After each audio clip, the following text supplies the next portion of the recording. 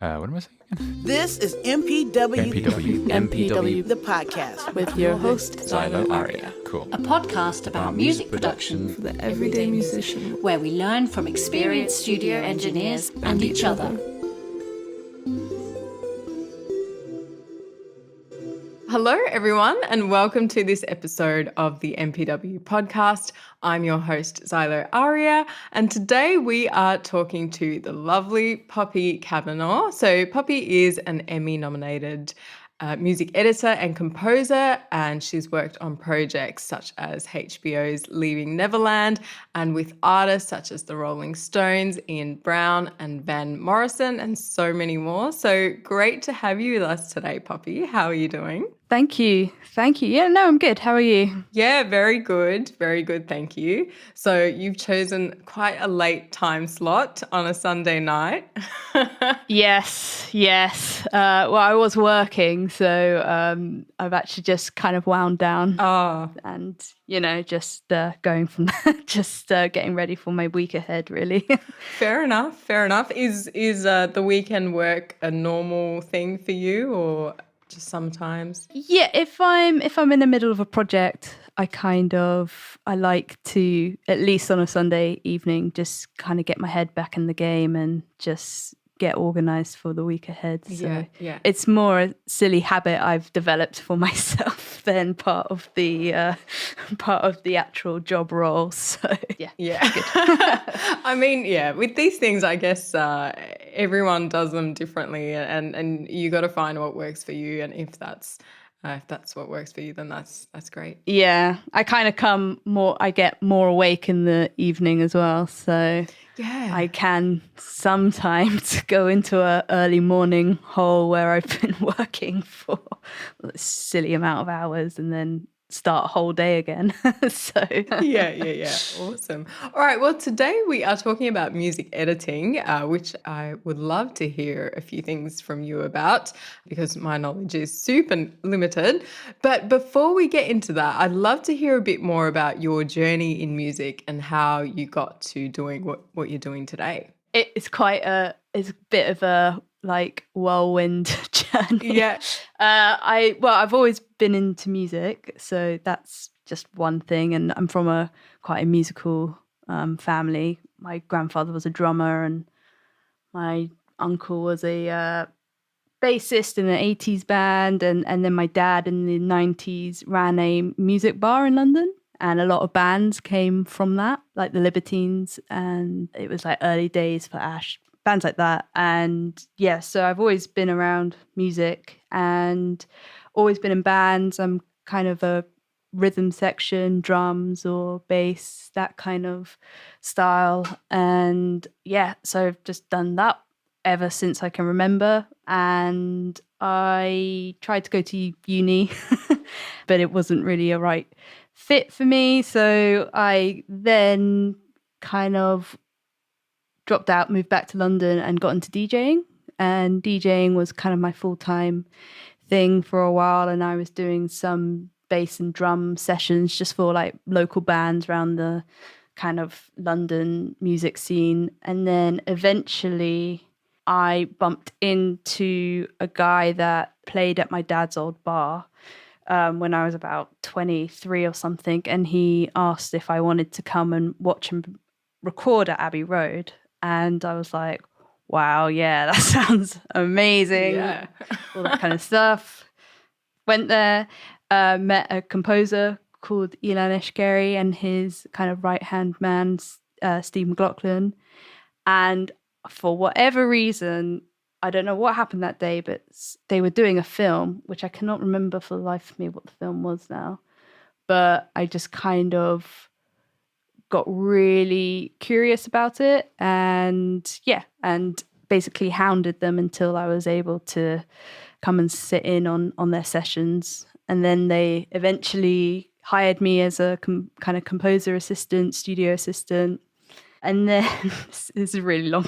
Right. And then from that, I worked with them for a couple of years. And then I thought, maybe recording's kind of the thing I wanted to do. So I kind of sidestepped into assistant engineering at British Grove Studios which is a studio in West London. And off from assistant engineering, that's when I started to meet music editors on big kind of the bigger Hollywood Disney-esque kind of films. And I was just like so confused to what their job was, but so fascinated at the same time. And then eventually I got asked to be a kind of music editor on a film called Assassin's Creed. And that just kind of took off from there, and I just kind of learned as I went, and also had a lot of access to other music, like really experienced music editors, so kind of bounced off ideas with them, and it just kind of, the ball just kind of rolled from there. Yeah. It's quite a meandering story there. That's cool. So it sounds meandering in the way that I guess it didn't seem like you have a specific target when you kind of got into this. I think that's exactly it. Yeah, but that's cool in the sense that, you know, if you're searching, you'll probably find it some way or another, if you kind of maybe are open to opportunities. Yeah, I think open to opportunities, and also I had this like restlessness, you know.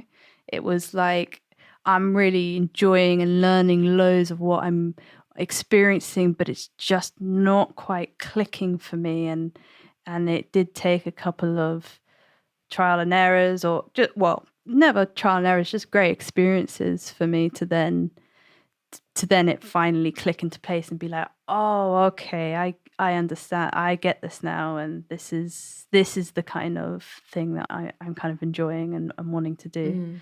So yeah, one of our guests actually said that you can never join the dots looking forward, but you can looking backwards. So that might be 100%. Yeah. Cool. So you mentioned before that you were completely confused about what a music editor's job was, and I'd say probably there might be a few others out there in the same boat. Yeah. So could you define for us what a music editor does, or define music editing in one sentence? Oh, okay. So I've been thinking about this, and I think the most simplest way of explaining it is I am the music liaison for a film or a TV show for post-production to get the end result of what the music you hear on the show looks and sounds like. That's good. Is that still confusing? I think that's still confusing, to be honest. Well, no, I mean, we will get into more of the details shortly. Yeah, no, sure. But I think that's good in the sense that it makes me understand what a music editor, like where they sit in the kind of creation of the film project.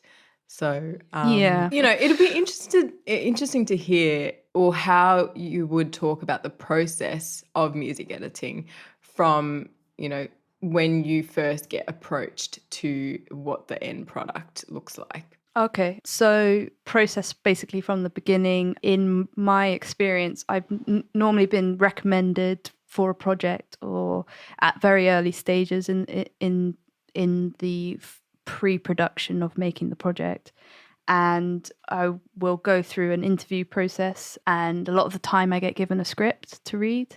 So, and a lot of the time, it depends on the writer. Some writers are really conscious about music, and they listen to the music that they think they're wanting on the screen and stuff. So there can be a lot of notes of music within the script, so you kind of get an idea of what the kind of vibe they're looking for is. And then I'll have an interview with the director about what they kind of vision for it.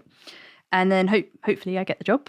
And if I do get the job, then I kind of come in quite early stages. They're probably still filming and editing, starting to edit kind of the picture together. And I'll come in with ideas of scores from the meeting I've had with the director previous. And I've tried to kind of understand the sounds and everything that they're looking for. And I'll try get lots of different music editors do it differently. Like some music editors just have like 3 scores.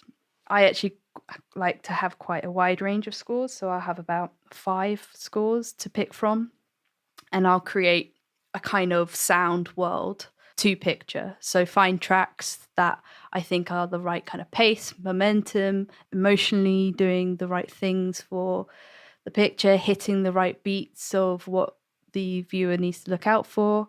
And then from there, you're just kind of honing it in until the composer gets on board.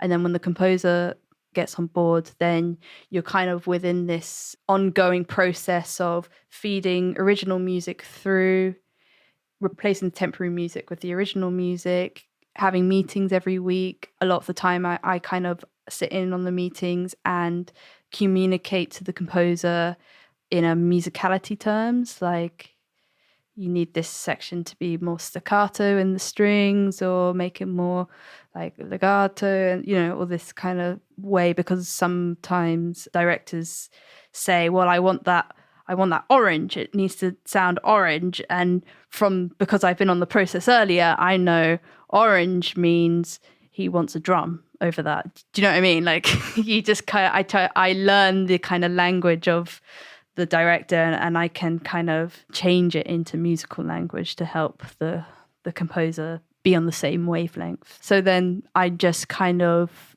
the liaison and the helper of getting kind of composition okayed and really working well for the picture. And then I see it all through to the end mix, where maybe there's picture edits and there's changes, or there's massive explosions that have not been there before, so you have to kind of change the music a bit and make it work around the big effects and everything, and that's where everything kind of comes together and you make the final decisions. Okay.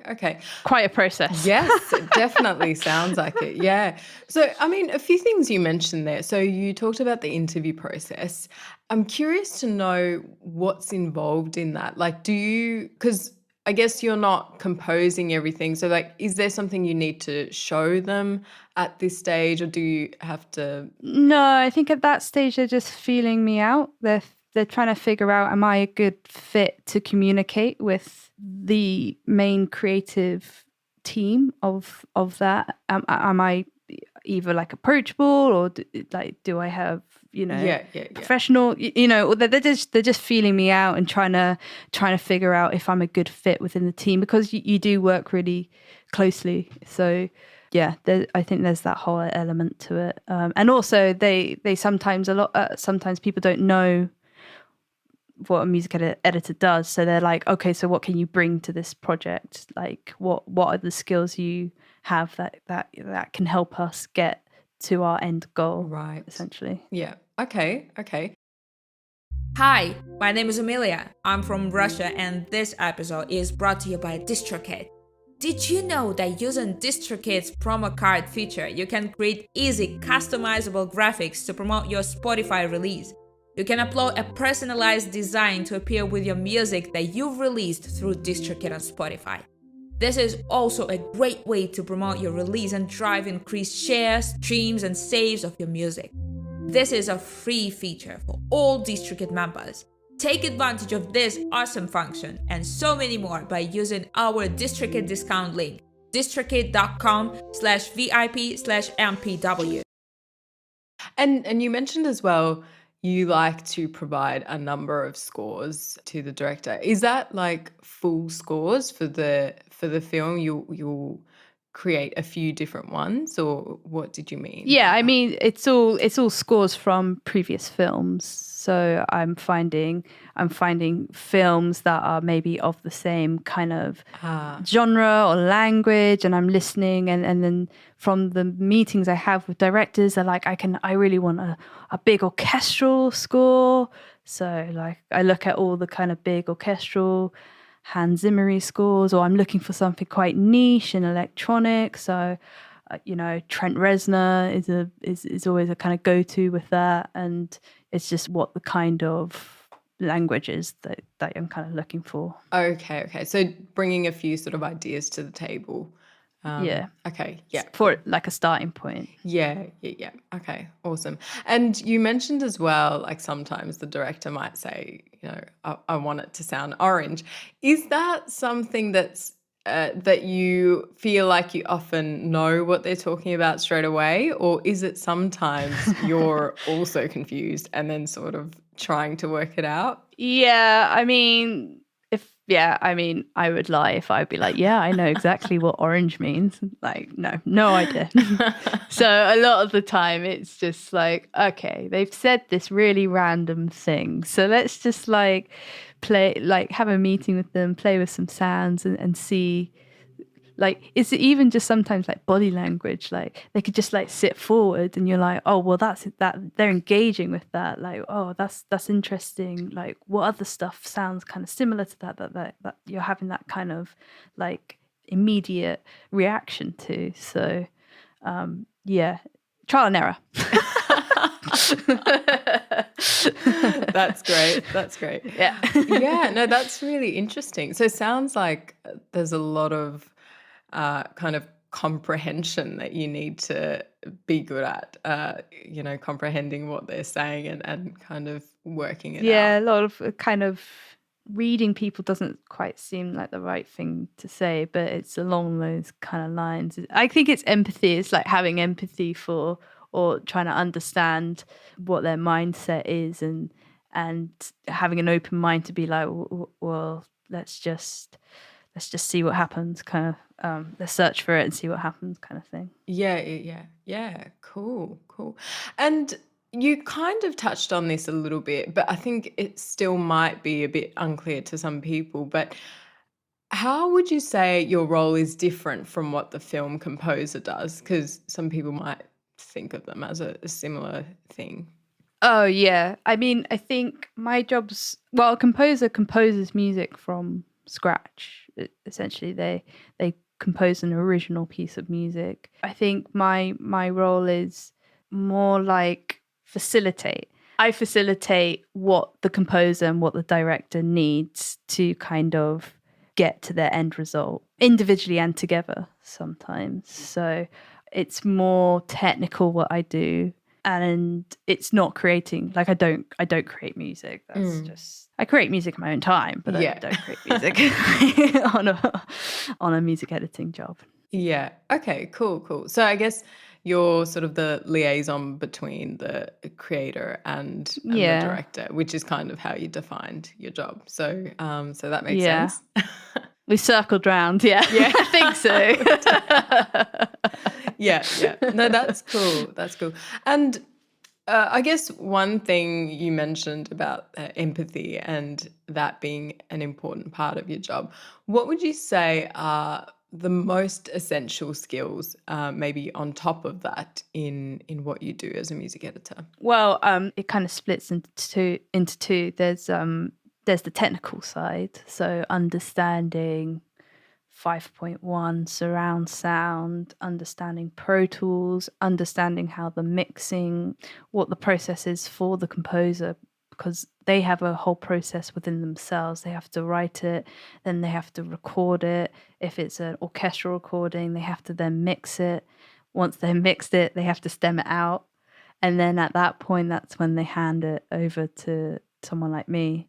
So then there's a whole technical side of everything that you kind of have to really be on top of and be good at, to then concentrate on the other things. And then there's the whole kind of personable side where you're kind of communicating with people day to day. You're kind of problem solving. There's a lot of problem solving. And and just kind of getting on with people, really. Yeah. Having a laugh as well sometimes can be good. Yeah, that's really good. And I think that's a really important thing to mention as well, because I think often people get stuck into the technical skills and how important that is. But at the end of the day, I guess people want to work with someone that they like and can work with someone you can get on with, and that's really important to totally. be personable. Yeah, and it's can be so intense sometimes, and time always gets squashed, and it's always sometimes a bit of a rush towards the end. It can be quite like mentally draining and stressful. So it's good to have that kind of light moments whenever they are, and just be like, okay, cool, this is this is okay. We're going to be okay. Yeah. No, that's great. That's cool. Are you involved in finding sync music if that's what's required for the film? And if so, how does that process work? So usually, no, actually a music supervisor kind of does that kind of side of it. I do work really closely with music supervisors. So I'll have a meeting with a music supervisor. A lot of the time they give me a list of tracks that they want to audition in front of the editor, and they give me quite detailed ideas. So like, oh, hit the chorus when this character looks to the left, or we want this big crescendo when you see the big reveal of the castle, like as an example. So I kind of back and forth with them, and then once they're happy with the kind of placement and edit of the music, then it gets kind of sent over to the director. But sometimes it's really hard to find the track, so I think naturally, everyone just kind of chips in and just tries to find things, because sometimes it's so specific that actually it just needs to be an original composition, and there's may not be a track out there that's already established for this particular scene. So Okay. Cool. And you were talking about how the directors sort of give you a feel or a brief of what they're going for before they start. But I guess, are all directors sort of, do they have a good idea of what they want to hear? And sometimes do you feel like they've given you something, but then you have to veer away from that to find what it is that they're really going for? yeah, I think it's like it's always changing. Mm-hmm. When you get to your edit stage, things happen, things evolve. So I think there's always a sense of flexibility of things changing, and we started off in this direction, but actually we're gonna go off here because the shift of the focus has changed on screen. So that needs to reflect in music and everything else like that. So I think it's always open to changing. Sometimes it doesn't, but it does happen. Okay. And what kind of things might you see on a brief? Sometimes I see it like a track. So like I always see, like, I don't know if it's like me or something, but I always see Radiohead Fake Plastic Trees. Really? I'm like, what? Fake Plastic Trees is just the one. Interesting. Okay. I was like, it's not my favorite Radiohead track, but it's a pretty good one. But yeah, sometimes it's really specific, like Fake Plastic Trees at the end of some big epic battle or something, or a big love scene gone wrong. And then sometimes it's so I kind of can hear ticking, and I can hear like a motif, kind of like a cello, or like I can kind of hear like a droney cello, and it can be quite vague as well with that kind of vibe. Or whilst I've been writing this, I've been listening to John Williams' Star Wars. Yeah, that's cool. I think I need to listen to Fake Plastic Trees after this because I'm curious. I mean, it's epic. It's epic. When you put it on any kind of, even if it's just people staring at each other, it makes it intense. I don't know what that song's all about, but it does something. Oh, fascinating. Okay, cool. Or I guess if someone wanted to start their career as a music editor, what would you recommend for them to kind of get their foot in the door? Yeah, it's a hard question because it's just such an unknown job, really. Mm-hmm.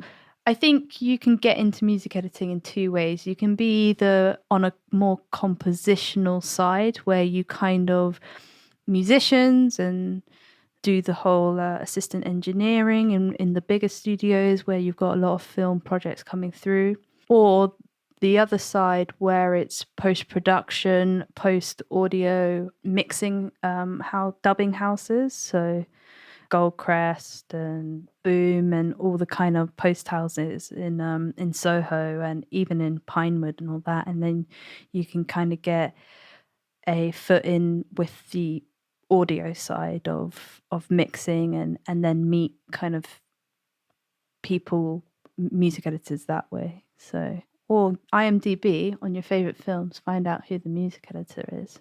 Drop them a little cheeky email. Yeah.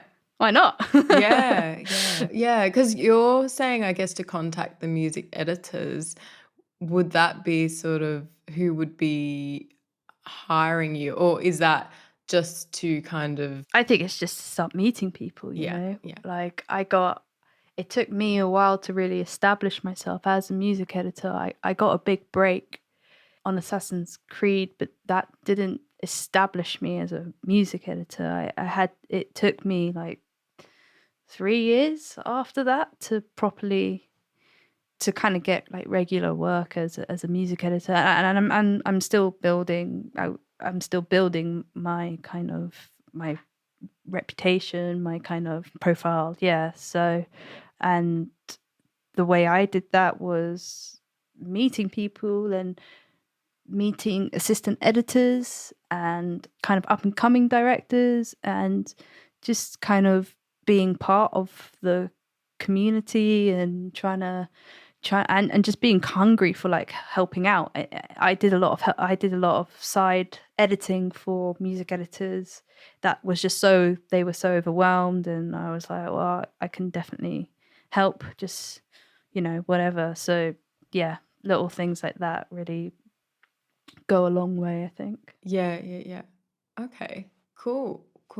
And you worked with a wide range of artists as well as you know, your work as a music editor as well. Has that been kind of in a different vein to what you do now? Well, yeah, I mean, I think it all merges. Gotta try and define different moments. Yeah, there was a cross period where I was assistant engineering at British Grove Studios and music editing. Oh, so right. it kind of intertwined with itself for about a year or two. So, but also as well, I do quite like artists, kind of bigger commercial artists doing scores.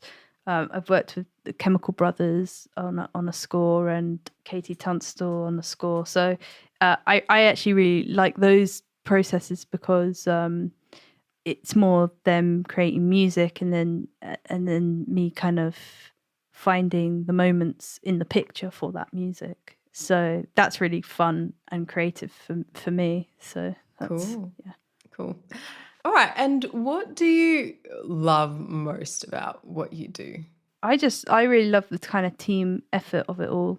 Like everyone's kind of in this kind of thing together, and you're getting to the end goal. Because I really love kind of electronic music and strange sounds.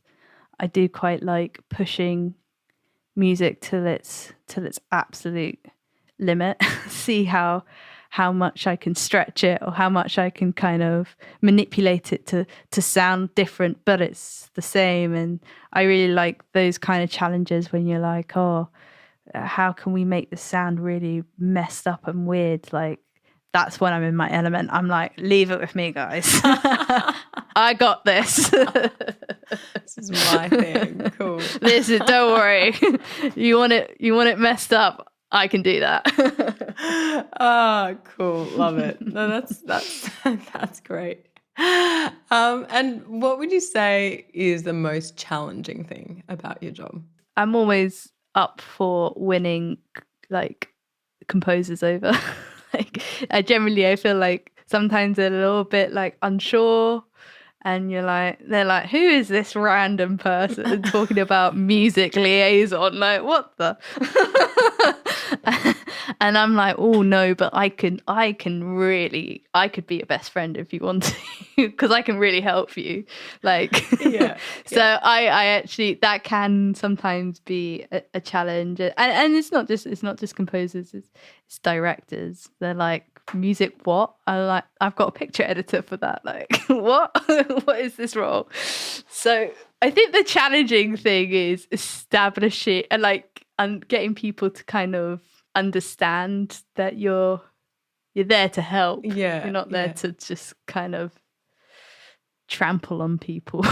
Or do you know what I mean? It's just, that's really interesting actually, because I would have thought in that industry people would know, like you wouldn't have to explain why you're needed in the project. So yeah, I think what's happened really recently is the industry's changed like massively with the whole streaming platforms and the amount of content that is just like being released is crazy. So where you would have a kind of music editor on like a big Hollywood film where there's a big team happening, with the smaller kind of teams, and I am more one to do more indie kind of projects because of the sheer amount of content that needs to be kind of created and the space of time. Music editors are being more introduced into this kind of TV show drama world and helping in these kind of different aspects. So I think it's just a period. It's just the time we're in at the moment where there's a shift of workflow and how that workflow is changing. Yeah. Okay. Yeah, that makes sense. What would you say is your greatest piece of advice for someone starting out in this field? I think just being up for it, just being enthusiastic and just being brave to just go for it. A lot of the time, actually, it's the best advice I've ever gotten. 90% of decisions make themselves. It's just the 10% whether you go for it or not. So a lot of the time, like, something gets presented to you and it's just up to you whether you decide you're going to move forward with it or go off in a different direction. So I think that's the best thing I can, because technical and stuff, that's just muscle work. That's just muscle memory. You can learn it. It does take time, but you can learn it. But the excitement and the energy you give, that has to come from you. You can't learn that. So. Yeah, fair enough. Yeah, no, that's good advice. So just to go for it, essentially. And lastly, before we kind of finish up my questions, what is your most favorite project that you've worked on? That I've worked on? That's really hard. I really love, every project has been a bit of a milestone for me. So I've learned. I did this one show called White Lines, and it was all about DJing in Ibiza in the 90s. So one, I love 90s music. And two, I got asked to actually do mixes in the shows. So I was like, had my DJ decks out, was like practicing. They were like, no, do it in Pro Tools. Don't do it live.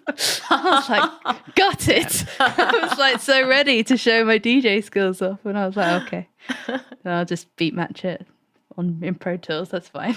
But it was really fun just to like revisit kind of my old kind of work, what I used to do when I was younger. Yeah, and obviously leaving Neverland was an amazing experience as well. So yeah. They're probably up there. That's great. So before we finish up, we have a question from our audience. So really? Yeah. Wow, that's super cool. Yeah, so we have one from Laurie Verdeau. So Laurie asked, how much technical knowledge do you need as a music editor? And is this sort of something that you really need to know before you get into the job, or is it something that you can sort of learn as you go? Oh, okay. Well, I mean, technical knowledge is a really good. It is important. It would be wrong for me to say that it isn't. It is important. I think obviously my primary software I use is Pro Tools because that's the industry standard in post audio. So getting to grips with Pro Tools and understanding what that looks like and getting fast at it, that's really helpful to be fast because sometimes you can be under pressure and things need to be done really quickly. Yeah, I think Pro Tools is the one that's really good to know. I am really fortunate in the sense that I understand orchestral recording and orchestral editing and everything like that. And I think if you do have an opportunity to learn that kind of side of things, that's a really fantastic skill to have in your back pocket as well, because then you can communicate with the composer in a much more fluid way. And also picture, just understanding kind of, I mean, I am no expert on the picture side. Like, it's a real like smoke and mirrors for me. I'm like amazed by it. But just understanding the differences of what different codecs you get and the different frame rates and also how they kind of render everything is a really useful tool to have. So Cool. Thank you for that. And we have one last question from Feminine Raw. So they asked, what inspired you to work in music? What's inspired me to work in music? Everything. Music's like everything to me. I mean, I can't go a day without listening to it. I mean, I wish I played it a bit more now, but yeah, I have music helps me understand like my, like, I'm not very good at talking about, feelings and stuff, but it helps me process my own. Like, does that make sense? Cool. Yeah, no, it does. It does. Yeah. That's cool. And it's been a pleasure chatting to you, Poppy, on what the job of a music editor involves. So that's been great. So are you, I was going to say, are you doing much else today? But it's quite late. So it's almost your birthday. So I will say happy birthday. So thank you for joining 9 us. minutes to go. Amazing. I feel very special that we're part of this with you. Yeah, it's an epic one as well. It's the big 3-0. So. The big 3-0. Very good. I just had mine recently as well. So. Oh, congratulations. But yeah, anyway, it's been really lovely. Thank you, Poppy. And I hope you have a good night and good birthday tomorrow. Thank you. Thank you very much.